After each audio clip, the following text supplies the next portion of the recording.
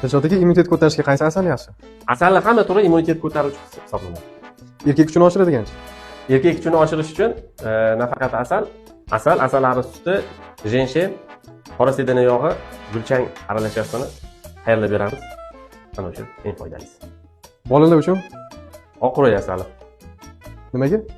Chunki oq quroy asali bolalarda o'zlashtirilishi yengil o'tadi hamda allergenlik xususiyati juda ham past. Dieta uchunchi? Dieta uchun ham oq quroy asali juda ham foydali. Eng vitaminlarga boy asal.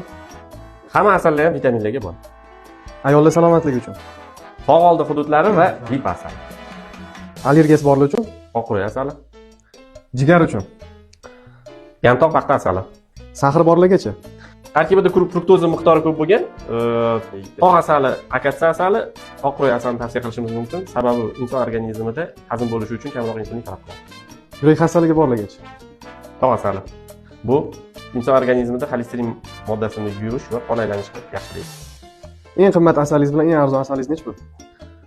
Eng qimmat asalimiz 250 ming, lipa asali. Eng arzon asalimiz 70 ming. Yana ham agar miqdor katta bo'lsa kelishamiz.